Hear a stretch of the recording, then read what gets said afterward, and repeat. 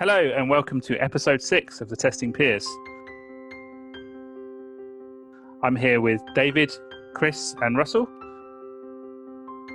And tonight we're going to be talking about CVs and preparing yourselves for those first interviews for jobs as testers. I don't know about you guys, but I'm wearing a shirt tonight that I wore for the UK Star 2019 when I gave my talk. And it still fits, even after lockdown.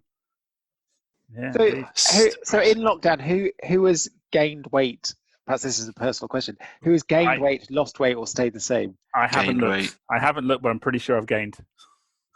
I've lost a little bit, but not much. I think I've about stayed the same. I've agreed with someone to have a detox once life is a little bit more normal. So I said to them, "Look, I'm super keen to lose this weight, but not until this little bit of extra stress that is the lockdown is kind of like, once that bit has gone and we're definitely sure these numbers are going to stay down, I'm going to feel much more calm about the whole thing. I won't need to rely on the sugar or the caffeine to keep me going, hopefully. Then we will sign into MyFitnessPal on our phones and we will track those things and we will be fitter. And I'll go back to tennis at some point. I'm kind of terrified about that too. Because I'm not commuting and I can switch off and I'm not that engaged at the moment. I can do a lot more cycling and things. So I've been, yesterday I did 50k, Monday I did 50 or 44k. And that's like without children, eh? Well, amazing. I know. Yeah. So actually, my point today is inspired by Simon Pryor. Oh dear. Because Simon has been helping people with CV and interview tips. And I think as leaders, people who have hired people, recruited people, done these sorts of things, in a testing sphere, especially in this sort of environment, a conversation topic around making yourself hireable, maybe learning new skills, what you can do for those sorts of things, how you can prepare yourself for an interview remotely, all those sorts of things can be really interesting. I think it's a good topic. Definitely a relevant one right now, from all angles, really. Just to give context, I think since I gave my baptism of fire leadership talk the other week, I must have had 6 or 7 people reach out asking for tips on either how to make a good start in a new company as a test manager or how to get their CV ready to apply for a test manager role. I've had a couple of chats. I had one this morning about how to prepare for a test manager interview and make sure you're confident. And I think it's been useful for me to realize that I could impart that advice and then also almost take it as well, because I need to be prepared for my own potential interviews if I need them. For me, when it comes to interviewing or applying for test roles or test leadership roles, the thing that needs to come through the most is the passion for that role. And I've been guilty of it as well with some of the applications I've done in the past. I see too many vanilla CVs that had not been targeted at the roles at all, especially if you're going to something that's slightly different to your domain. So maybe if you're a developer and you're going to testing or you're becoming an SDET rather than a manual tester or whatever, make sure you're targeting your CV slightly more at what you want and show that passion for it. CVs are a horrible thing to try and judge someone on, but if you can give enough information and give people the want to find out more about you, that will set you in good stead. I always say start it with something strong. Start it with something that leads them to their job application, if that makes sense. Rather than your previous job. Start with actually something personal, something. You do a personal statement then in yours? I don't like the term personal statement, but about like a brief introduction, who you are, key points, things that you're passionate about. Make sure you kind of cover them off quite quickly, quite easily to spot on a page. It doesn't necessarily have to be the top of the page, it just needs to be visible on a page. Well, lots of CVs I've started seeing have got much better layouts than just a list. And they're prettier on the eyes, and I'm drawn to pretty things versus necessarily just chunks of text. Chris, what's your thoughts on that? My CV, it works, but it's not beautiful. My section is about me, and I've fallen into a few traps.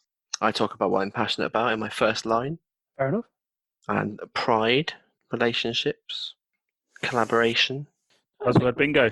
Yeah. Community. Well, I've talked about that before. It is that, though. The problem is, right, because you need to stand out, okay? But you also need to be true to who you are and who you want to be. Because there's no point in lying in your CV, because even if you made it through an interview and got the job, you might end up being appalling at it, or you might get found out in an interview and feel awful about it. All these things, but like by all means, be aspirational about where you're going. But the things that I actually hate most in CVs is when people say they've got exposure to.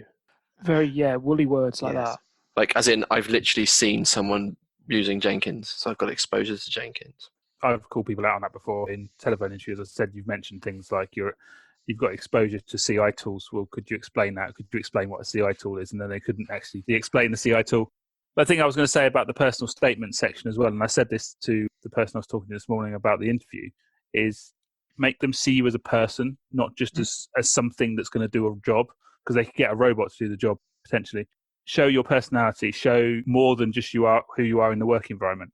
In that personal statement, there's no harm in talking about the fact you have a family, or talking about the fact that you enjoy cycling or something as well, because it adds to the passion that you're exuding within your paragraph before you start going into what work context you've had in the previous roles. I really think it's important to show your personality as much as possible. Yeah, I don't know about you guys, but if I'm looking to hire someone, I want a person, not a robotic absolutely. thing.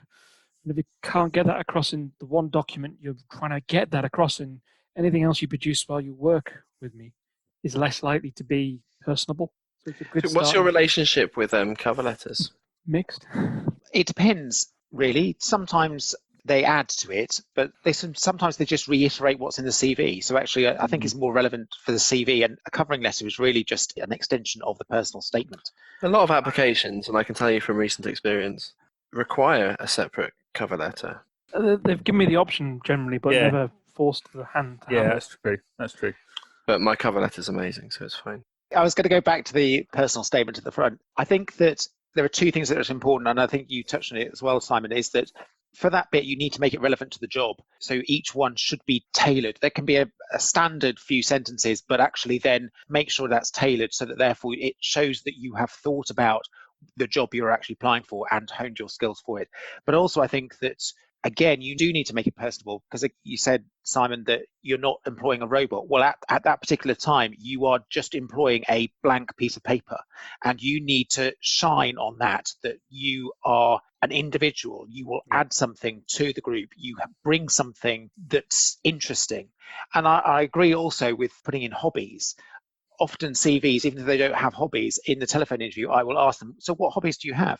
Just to make them think, okay, actually, I do have a life outside of work. I mean, it can still be technology. They can still program things, and that's absolutely fine. But it's something different. I want to know what they are as a person, so we can talk about, similar to the one-to-ones, them as individuals and what they're interested in, to make it more personable in an interview situation and relax it a little bit more, rather than it just being, what technical skills have you got, examples of this, that, and the other, and it becomes a little more easier for both parties. We talked about, obviously, cover letters just a little bit earlier. I've avoided them because I've always tailored the CV to the job at hand. So I use the language that's used in the job advert. So depending on how they phrase things or they talk about things, I try and steal phrases out of them. Buzzwords, yes, often, but to try and make sure that if I've got that experience, but I use a different language or something I think is comparable, I will try and change my CV to reflect the language that's fed to me, if that makes sense. So if they are using certain techniques to sift through the things they mention, then you've got the information in your CV. Because there's parts of it which have got to get your personality across, and parts of it that's got to get information across. The best way to absorb that information is to reflect the way in which language is used against you, if that makes sense. Have you ever found that's actually helped, though? Because I've found when I've looked at CVs, I'm not necessarily looking directly for everything that I put in the job advert. That's true. So, I mean, I appreciate doing those sorts of things. If I read a CV where I saw it's literally like they've used a thesaurus and they've just gone through the same bullet points through what the job title are, and you're like, There's a difference, I think. I'm talking about utilizing some of the key phrases and terms within the advert in your normal CV. So changing something where you talk about delivery, if they use releasing, for example, you phrase it differently so it emphasizes releasing over delivery. And you know, Agile is the classic one for me. The amount of times I look for, and it's quite important for me, experience with Agile. You go to a CV and you see no mention of Agile. To me, that's quite a big one. If I don't see that in the CV, I'm not going to invest heavily into it. Got confirmation bias. If I've got a job that is an agile automation engineer, and I don't see any automation experience or agile, you're in the bin. So have you got any other gotchas? I know that I have a negative bias towards CVs that have ISTQB logos in the top right hand corner of them. Yes, what about a photo? I don't mind photos or not photos, but kind of if it looks like a carbon copy without any personality in it, and I'm automatically slightly, my brain part of it's switched off. I have a problem when I'm recruiting testers and their 6 top bullet points on their job are not anything to do with being a tester. So it could be documentation or facilitating meetings or presentations, all really useful things, but I'm waiting to find out sort of what they did in their day-to-day job, because often when we talk about the jobs that we're hoping to recruit people for, we talk them through what maybe a day-to-day job might look like, but we also want to know what people's day-to-day job has been like. What do they do? Why do they do it? How do they do it? And I find I've been guilty of that in the past, and I've looked at my CV and gone, ooh, I've put all the things that I think are important in the business that I do, like Jira admin, volume license administrator, really important things, none of which I am a tester, and this is what I do, and this is why I do it, this is how I do it, this is my passion, like you say. And if I read things like that, I'm like, where are their priorities? And I have been guilty. I think that sometimes we can get too caught up in what we are currently doing. We need to take a step back and actually look at what job do we want to do and highlight those particular areas and skills that we want in our future role. So therefore it can be a discussion point that maybe I haven't done it, I've had experience of it, but I'd like to do it again. And that's the important thing. Makes sense. I definitely would prioritize what you put in there based on what you want from the role. Going back to your point about the sort of qualification, it is making your CV relevant. What are your passions? If you're passionate about a topic, so if you're passionate about qualifications, then you will live it and you may quote it and you will try and put those things into practice. And okay, you might not be able to because of your current role, and that's why potentially you're looking for another role. But it's getting that passion. If you put it on there, be passionate about it and make sure you've got examples, because the chances are people will discuss it. If you've got in your CV, it is an advert for you and someone may ask a question for it. So you either include it and are prepared to discuss it, or you leave it out. Yeah, so absolutely. how do you show your passion as well? That's the other thing, because you've got to show your passion, what you're passionate about, in a way that isn't going to either sound preachy or false.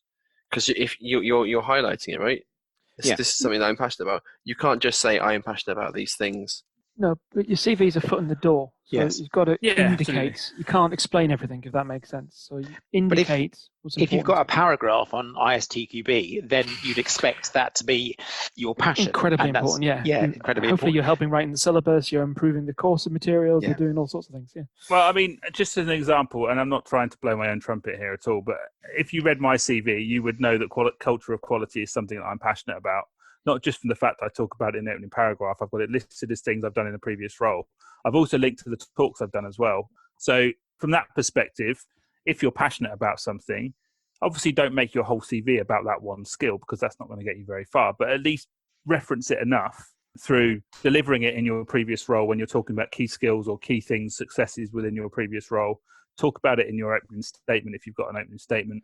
Reference any further materials, whether you've written a blog about it, or whether you've written something else, and help build that picture up. But as you say, a CV is a foot in the door, and it's not the only foot in the door, because if you've got a LinkedIn page, that's another thing they'll look at. If you're active on Twitter, maybe they'll look at your Twitter feed. If you've got a blog, they'll look at your blog. Your social media presence, like if you Google Simon mentions culture of quality a little bit on social media, people will look you up on social media. Your public presence is a thing that people will look for. So in this day and age, especially like when there's a lot of controversy with people, how people portray themselves either politically or just publicly on social media, if people can find you, and believe me, they will look for you. At least if you search for Russell Cracksford, you're going to get this guy. But again, like if I was to search for not Chris Armstrong, because there's a gazillion Chris Armstrong, but if I search for my handle, I will find me. I'll find where I've been quoted in other people's blogs or or in my own blogs or on LinkedIn and things like that. And that is it's not just your CV. Your CV is your window, right? Mm. If your CV is good enough, people will look at the other things to do with you. Yeah, absolutely. Yes. That's it. Exactly it. It's the first step. Going back to the CV things again, how many of you have come across CVs where they talk about, their attention to detail, their quality, and then they have like 16 different fonts, 4 different sizes, use 6 different bullet points, and have a layout that's all over the place? Yes. Yeah. Yes. Although some of that is to blame when you're doing a Google Docs to Word conversion. Yeah, it's a very valid point. But yeah. you should still proofread it before Yeah, you. exactly. That's exactly it. You before you send it to anybody, you should have made sure that you've reviewed it. I'd always encourage you to use PDF as well versus Word or anything else like that, because you never know how everyone else got their own system set up. PDFs are pretty consistently going to be viewable. Word depends on your own defaults and all sorts of different things. It's all about XPS, man. That's the way forward.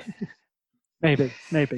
But yeah, just go for something that basically is universal versus something that someone can open up and it'll go all over the place. And also, people fancy. can't doctor it either, can they? No, Right? exactly. Because we talked about doctoring CVs. Yeah, doctoring can be limited, but it just stops you looking like, something not having that font and making it look stupid or silly and that sort of stuff. What about alternative CVs? I'm going to suggest one now that's going to really annoy Chris, but I've seen alternative CVs, one of which was a PowerPoint. And actually, before anyone, it actually was a very good CV because it makes you be succinct in each section. You have a slide on about me. You had a slide on my main skill set, and then you had a couple of slides on successes in previous roles. So 4 slides, wasn't a big document. And yes, it's difficult to then review as a printed out document, but I almost gave them points for the fact that they'd been different. Because I would take that format and say put it in a mind map. Well, and I was going to get to that. You read my next point. I've also had one that was a mind map, and that again, I love mind maps, so it was a plus point straight away that they'd put it in a mind map. But actually, it worked because again, they had a section for about me, passion, hobbies, etc. Then they'd be branched out to top skills and branched out to employment history with key successes, qualifications. And yes, it's a standard mind map, but it can be as big and bold as you want it to be, as long as there's a path through it, so someone can review it in a relatively short amount of time to understand about you. Sometimes being a bit more inventive and standing out from the crowd can help work in your favour. You've then, of course, got to follow it up in the interview and still be that person that at the end of the interview is going, they matched their CV for their personality matched the fact their CV was creative. You don't want to have a really creative CV and then completely flunk the interview because what you put on the CV doesn't match how you really are.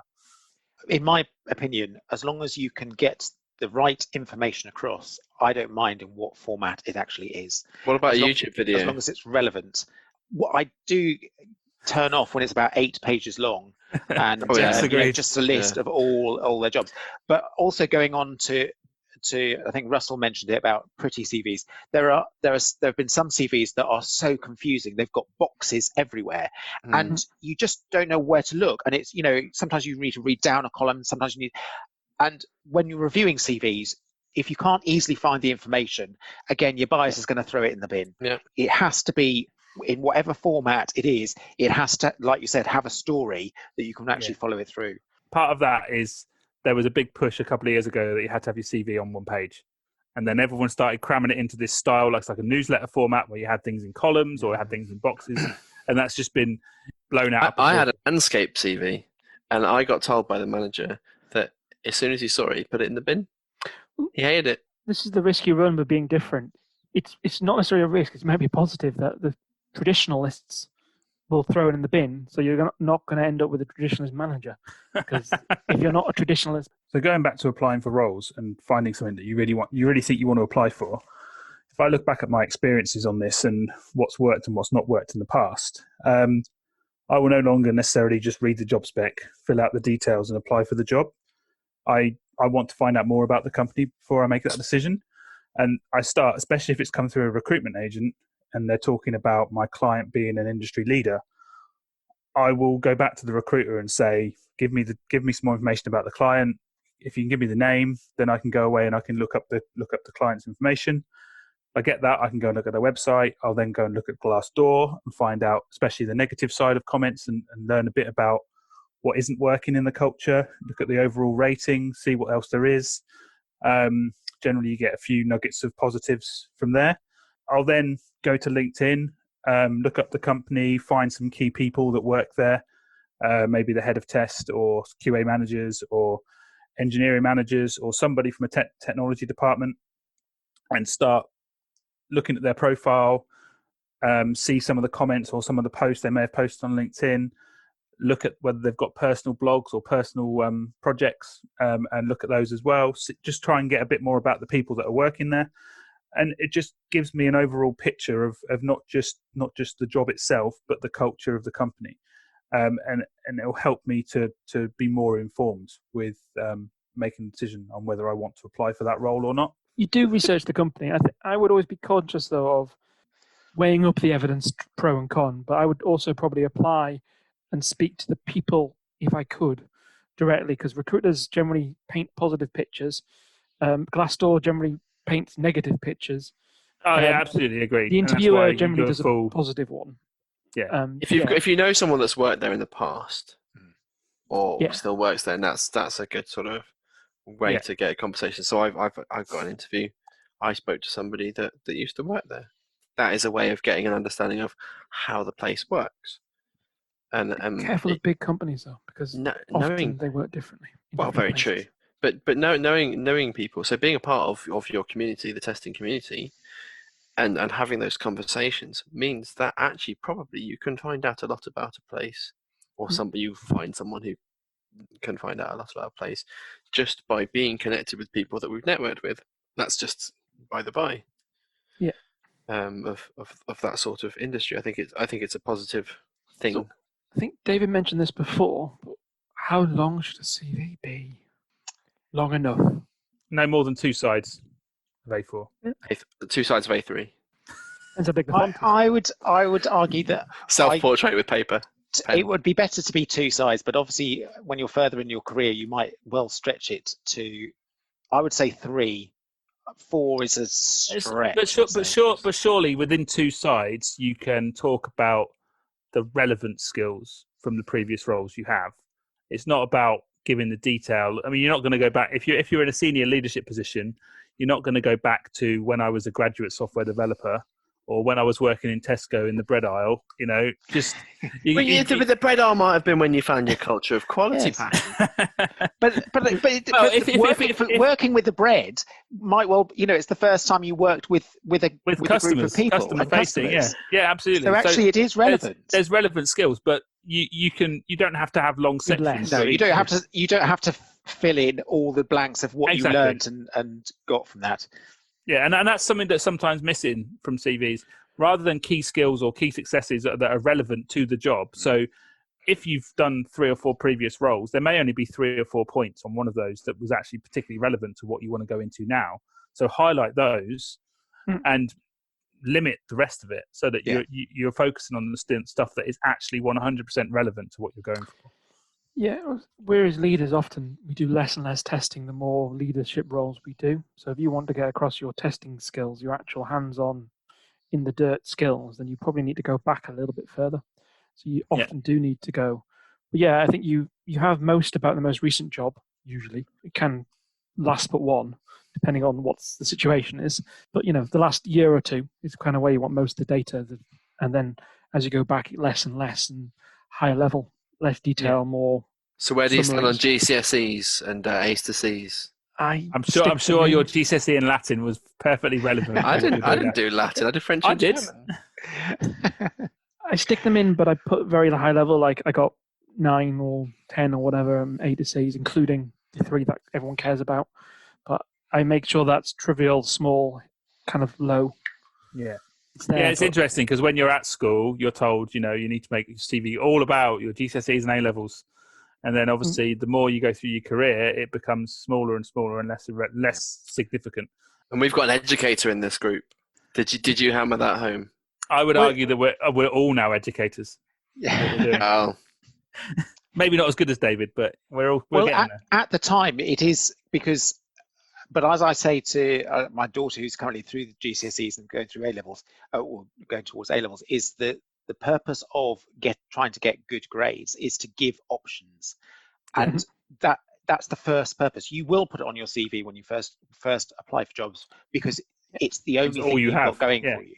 And again, looking at CVs, you have to look at the relevance of where they are in their career when you look at the job things. You are not going to expect someone who's got a couple of years, either straight out of university or got a couple of years of experience, to be the best and the finished article. Whereas someone who's asking for a bit more money and has been in the job for 20 years, you expect them to fill most of the job spec that you're asking for, because and add something else to what you actually are asking for, to bring new skills in, whereas you wouldn't expect that from a more junior person. So therefore, I think they're relevant in a more junior person, but you're looking at what they're bringing to the role, really, rather than their academic achievement.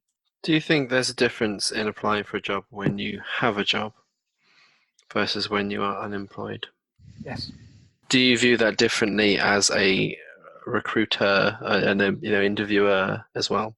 What's your bias, is my question. I don't think I have a bias on that. If someone is looking for a job, they are looking for a job, and they are all relevant. As long as they can explain their reason why they haven't got a job. That could be long-term sickness, it could be caring someone else, it could be family, it could be any various reasons. As long as they can explain any gaps in their CV or anything that's happened as to why their notice period is, or they've given up their current job, then that is absolutely fine. I'm very excited about people who have no notice to work. Yeah. If I could hire someone, offer them a job, and they start on the Monday, that's awesome. That's momentum. Yeah. I've found, as a person looking for jobs, it's easier to get conversations with recruiters when I have a job, not when I am looking for a job. Okay. And so from a recruiter perspective, it seems they're more interested when you are employed. Now, I don't know if that is a thing that they really do, but I've always found when I'm working, they want to talk to me. Is that because they reach out to you? Is that Yeah. And I found in times when I have either been unemployed or shortly to be unemployed, that recruiters, in my experience, have been useless. Maybe I've just not spoken to the right ones yet, but I've had moments like that, and so they haven't advocated for me. I've had to do all the legwork myself, and often I've ended up just going directly to companies myself. Literally, I've sat there and I've typed in names of companies in a place where I wanted to, and jobs, and searched for jobs that way. So that was going to be my next question: is how is it best to actually search for jobs? Is it best to look, apply to jobs directly, or do you go through recruiters, or do you do a mix and match? I think How have people found their jobs, or through recommendations potentially? I've never gone through a recruiter, and I've only ever worked in one place where I didn't know somebody that already worked there. I've gone through recruiters in the past, but my last few roles were through directly applying to the company. Yeah, my first job was I was applying to graduate schemes all over the place to get into McAfee, and obviously being there 12 years, I didn't necessarily, wasn't a need to apply for anything moving between teams. I got recommended for the job at Camelot. Eventually, when things were going sour in that job, I was able to move across by reaching out to her and seeing whether there was roles available. So I've never actually had to search lots of jobs and apply for lots of jobs in any way. So that would be uncharted territory for me, is uncharted territory for me. Mine's a mix. Mine was, my first leadership role was because a friend of a friend who worked at another company, same as some of your examples. I left that company kind of with a recruitment involvement. They talked about a job in Sage where I was working at the time. And I went, oh, okay. So they put my CV forward, had an interview. It wasn't the right role for me, or I wasn't the right person for them, both. I think we all were happy. But I then looked online and found another job at the same company and applied to it and got that one. So I kind of applied directly to that company. But if it hadn't been for that recruiter, I probably wouldn't have done that or tried. But yeah, since then, I've had recruiters put me for interviews, and mixed bag, if I'm honest. And then my most recent job, I knew the recruiters, the internal recruiters from meetups and other events, and applied kind of directly for it. But yeah, it's not really been throw CVs out there. It's been quite targeted. Which then allows you to target your CV specifically for that role if you're able to do that. Yeah. Rather than a blanket one. Yeah. There was a period in my life where I think every interview I'd been to, I'd been accepted on. It was a lovely period in my life. Unfortunately, that ended. So is there anything else we'd recommend people do in CVs and things? Really, get someone else to proofread it. Proofread would be really good. Yeah. Don't put full stops if you're doing bullet points. Yeah. Ooh, depends on the length of your bullet points, I would argue. If it's multiple sentences, I think that's only an issue if you've got a pedantic screener. Remember, we're testers. Yes, we're testers. We are testers. I get that, but there is a point with CVs as long as there's no obvious spelling mistakes or yes.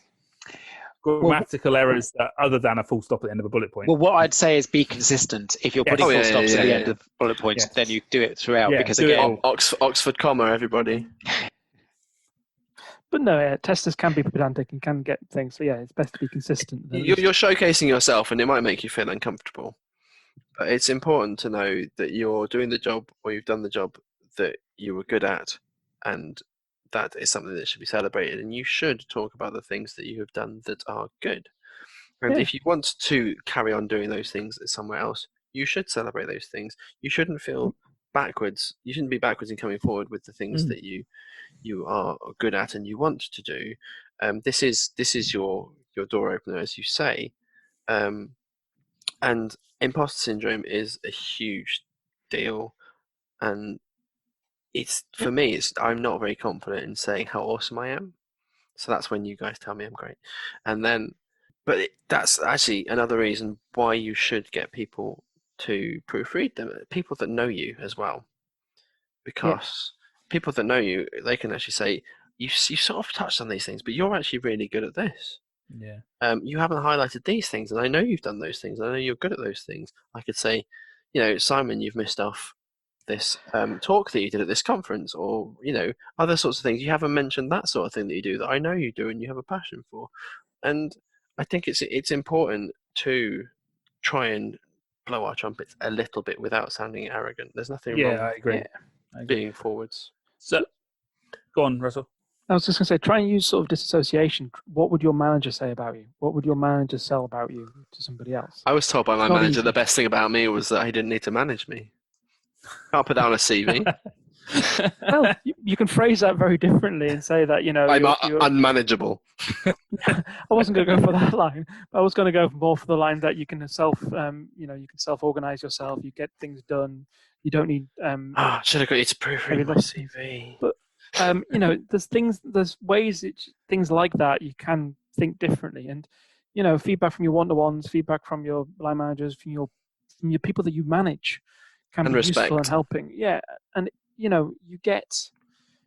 it's hard to write nice things about yourself at times, but if you can try and put yourself in someone else's shoes, which isn't always easy, I'm not trying to say it is, then it can help you frame and look for things that actually might be worth shouting.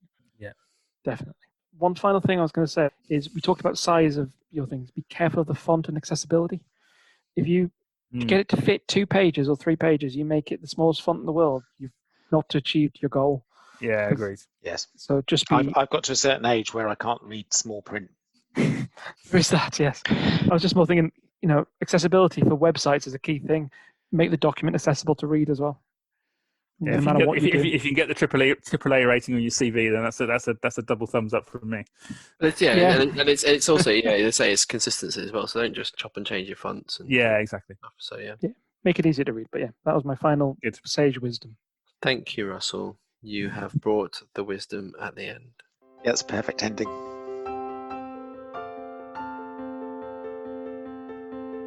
Thank you for joining us with today's episode of the Testing Peers. We've had quite an interesting chat about CVs and stuff. So we did actually put a question out on our Twitter a while ago. We're going to include some of those bits in the blog that you may have already seen, maybe you haven't. If you haven't, go and have a look at testingpeers.com. If you want to give us any feedback, please contact us at testingpeers.com.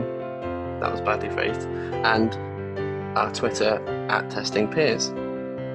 Please come again. Please rate us, subscribe on your favourite podcast platforms. Tell your friends, give us feedback. If you ever see us in the future, give us a high five. Maybe don't tell us why, just be a bit mysterious. Thanks. For now, it's goodbye from the Testing Peers. Goodbye.